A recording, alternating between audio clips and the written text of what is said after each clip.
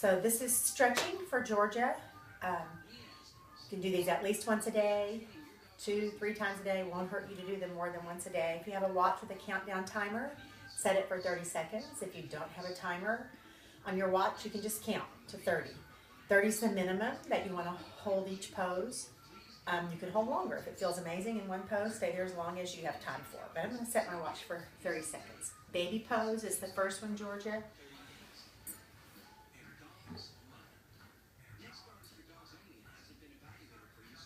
Try to stretch your fingers and toes as far away as you can get them from one another.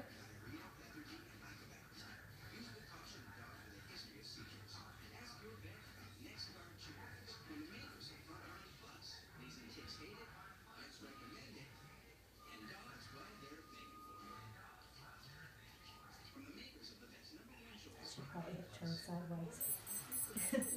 Okay, in case you couldn't see, from the side that one looks like this. That's baby pose. Second one is cat and camel. You're going to push your back up toward the ceiling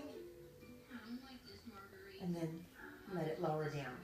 Nice and slow on this. Don't drop it down. I usually do 10 of each of these, even if my timer goes off first.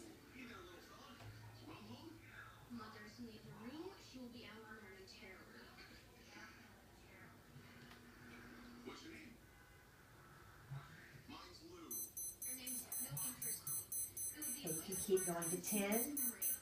Now we're going to go Cobra. Some of these you'll recognize, yoga poses.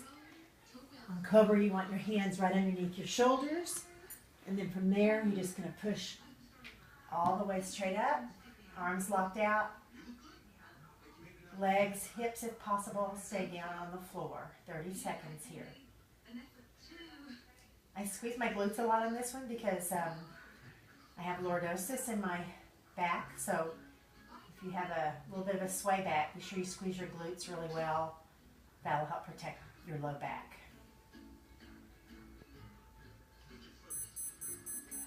Okay. From there, you're just going to push yourself up on your hands, walk back, go into a natural squat. If you can't get this low, move your feet a little wider, but try to make sure you keep your heels on the ground. Just a natural squat.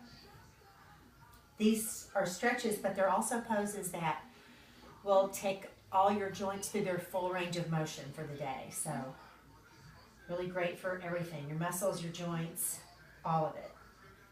Natural squat is the fourth. Good. Okay, this one doesn't really have a name, but it's really great for low back, hamstrings. So you're just going to spread your feet as wide as you can, and then just basically bend in half, like you're trying to put your forehead on the ground, go as low as you can go. Oops, 30 seconds. So you may just be able to put your hands on the ground. You may need to do that to help support yourself. If you can go lower, spread your feet a little wider. Go ahead, put your forearms on the ground. Just make sure you keep your legs straight. So no bending of your knees. Keep your legs kind of locked out. –